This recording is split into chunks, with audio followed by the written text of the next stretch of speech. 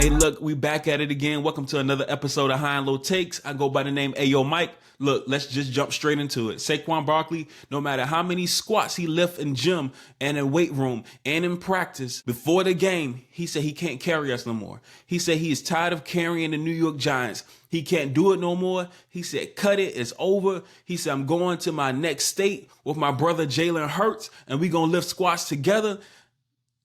That's pretty much what just happened. That's what just happened. And look where we at now. We don't have not one playmaker on offense. I mean, look, we got potential with some young guys. Like, I really believe in Jalen Hyatt. You know what I'm saying? I like Isaiah. I like Isaiah Hodgins. He's going to get his chance to shine. You know what I'm saying? If anybody else, I like Darius Slayton. I like Darius Slay. I feel like he's trade potential. You know what I'm saying? I feel like he's a good player, but, we need to beef ourselves up. We need a playmaker. Daniel Jones, throw him in the trash. I don't care what nobody say. You know what I'm saying? Like, I hope when Drew Lock come in, Drew Lock can do something. But at the end of the day, and look, I know Drew Lock is not starting over Daniel Jones, but we know what's going to happen this season. If Daniel Jones comes back healthy, it's only a matter of time. It's only a matter of time. And that's John Mara's problem. That's Tisch's problem. I think Mara pretty much runs the team, but that's the problem. Is we hold on to players too long. Too long. It's time to move on from Daniel Jones. We moved on from Saquon Barkley. We moved on from the best player. That just don't make sense. And we say the quarterback, you got to keep the quarterback because, who else, what other options you have, man. As you can see last year, any option was better. But it's not about Daniel Jones. I'm going to leave him alone for a little bit. I'm going to leave him alone. I don't care if you're the first one in the last one out. If you ain't producing on the field, it don't mean nothing. It don't mean nothing.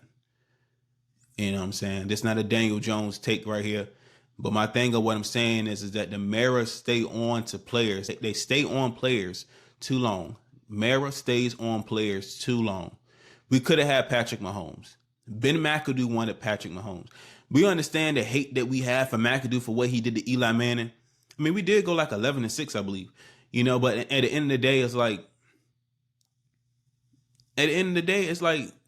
you know what I'm saying? We got to think about it. Like, Ben McAdoo still wanted Patrick Mahomes. That's who he wanted. That was the vision. That was the vision. Ben McAdoo wanted Patrick Mahomes. But he couldn't get that. He couldn't get that because he got fired because of Eli Manning. Now, Eli Manning is our GOAT. It's one of our GOATs in the New York Giants Hall of Fame, man. And he's going to go in the Hall of Fame. But when you look at it and you understand and you really look at it and put that thing into perspective, look at what we could have had. And if we keep staying with Daniel Jones, we're going to mess up on the next opportunity we're going to have. You don't know what could happen. Nobody saw Patrick Mahomes coming. Nobody. Like, I would say that some of those analysts that scouts and whatever, like obviously Andy Reid, you know what I'm saying? But it's like very few, you know what I'm saying? So what if we held ourselves back again? We can't keep holding ourselves back, hanging on to mediocrity. It just don't work. You know what I'm saying? We can't keep dressing this thing up. We can't keep dressing it up. We know what it is. And we know what Daniel Jones is. So I'm hoping Drew Lock can come in and make some noise, play much better than Daniel Jones, get an opportunity, be able to be a bridge quarterback. If we don't select a quarterback in the draft, I don't know what's going to happen. We'll see. I mean, it's just where we at. Saquon Barkley has been the engine in our car for a long time. Saquon Barkley has been the engine in our car for a long time. He's been the little sailboat amongst the cruise ships in the NFL of the NFL teams. He has kept us that relevant. We have been the little sailboat. And Saquon Barkley has been the captain in our small little sail ship. Saquon Barkley has been the captain in our small little sail ship for a long time amongst the cruise ships in the NFL. He has kept us relevant. Without Saquon Barkley, we wouldn't have no ship. We wouldn't have no little sailboat. Saquon Barkley has kept us that relevant. He has kept us that important. He has been the driving force. So what? He went to another team to get some more money. We can't root for him. I get it. I ain't better root for me. I'm gonna put it like this. I hope this man does succeed. Look, if you say anything, look, some Giants fans may be like, oh, this, all that. But look, I get it, man. This man want to provide for like sports and everything down. That man has a family. That man has a family, and he want to win, and he got the most money that he can get. Nobody else was willing to give Saquon Barkley that money, but the Eagles did. So you want him to turn down a contract with the Eagles to take less money from the Giants? Come on, it's just not making sense. We want him to take less money to come back with us because we can't value him that much because we have a lot to rebuild. But the Philadelphia Eagles, they have more to value and they're going to give him more. Look, I don't care how much a percentage increase it was. If it was 11%, 10%, 15, 20, man, he got money guaranteed. I mean, we don't know all the specifics. You know, I mean, he almost probably was one of us. It's probably why he fired his agent a while back. But the market changed. Joe Shane ain't budging. You know what I'm saying? He was willing to budge a little bit. Saquon Barkley's old agent wasn't willing to budge a little bit. You know, it's business, man. It happens. You know what I'm saying? But when we play against Philadelphia Eagles, now I hope we wreak havoc. I hope we go crazy. But as far as that, I hope that man does do good. I hope the Eagles suck, though. You know what I'm saying? I hope the Eagles fall off. Like, I hope, I don't hope they succeed at all. I just hope he do good and he get the respect and shine he deserves because we could not give it to him because who was throwing the ball? Come on now, what we talking about? If he was playing with any other quarterback, he'll get more shine. He's playing in New York. You know what I'm saying? Like, come on. Now, we got some free agency pieces. We picked up some wide receivers, picked up some offensive linemen. I mean, we got the old offensive lineman offensive lineman coach. We got the offensive lineman coach from the Raiders, which is good. He's going to help us out. He's going to help us grow, develop our offensive line. You know, so I'm really looking forward to that. And then the pieces that we got in the offensive line, you know, it'll be able to help Daniel Jones, you know, or Drew Lock, or if we pick a quarterback in the draft, it'll be able to help them succeed. It'll be able to help them grow. It'll be able to help them move forward. So that's what we're really looking forward to. I mean, even the pieces we picked up at, you know, even when it comes to the tight ends, you know, being a support, I think Darren Waller is going to retire soon. He was talking about it last season. You know, man, this man just want to live his life. This man just want to live his life. He's getting also getting injured a lot and stuff like that. So, man, I understand it, man. Darren Waller, man, he's a really good player. You know, I wish the best for him, hope the best for him. Hope we can rock out this last season together, you know, and make a playoff run. You know, I may be crazy and delusional for saying that as a Giants fan, you know what I'm saying? But I'm going to give a little bit of belief to Daniel Jones to get us there if he plays. You know, do I have belief? Not really, to be honest with you. I don't. It's probably at 0.01%. I only do data.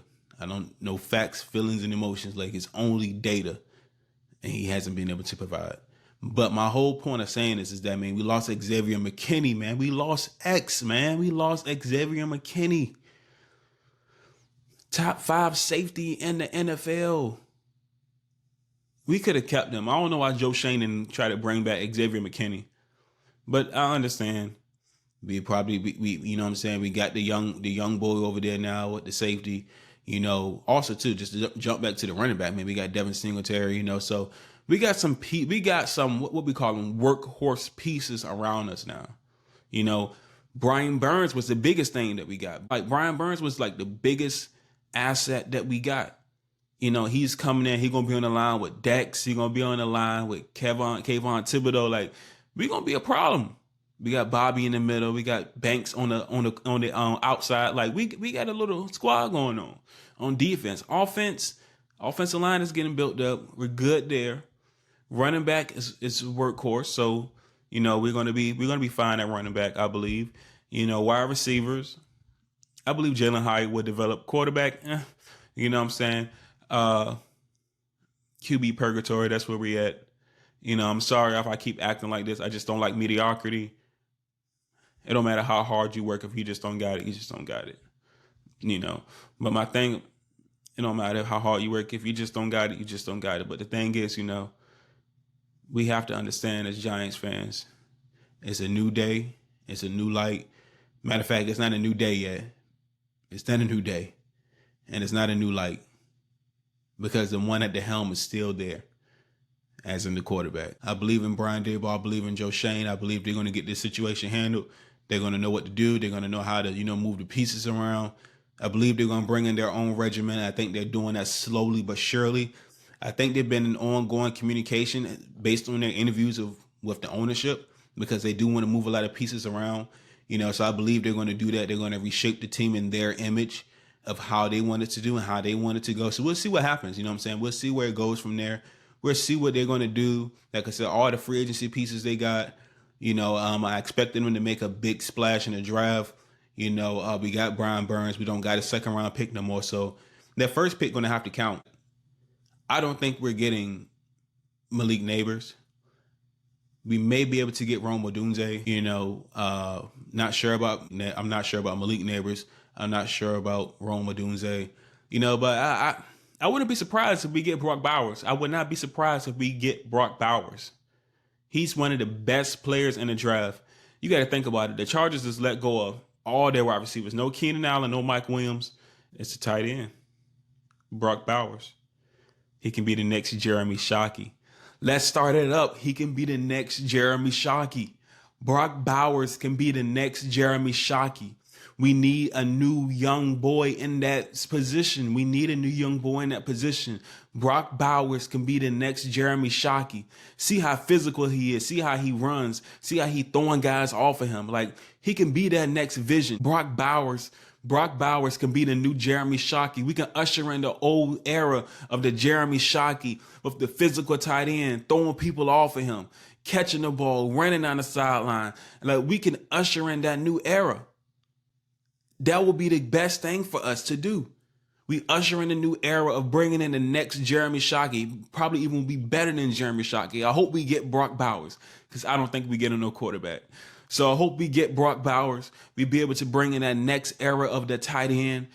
Look, we can be our Travis Kelce. We get our Travis Kelce here early, so we can have our next future lined up for us. We got all these tight ends, Darren Waller retiring. Man, it's time for us to move on. It's time for us to do something new. And look, we back at it again. Next time, another episode of High and Low Takes. I go by the name Ayo Mike, and I'm out.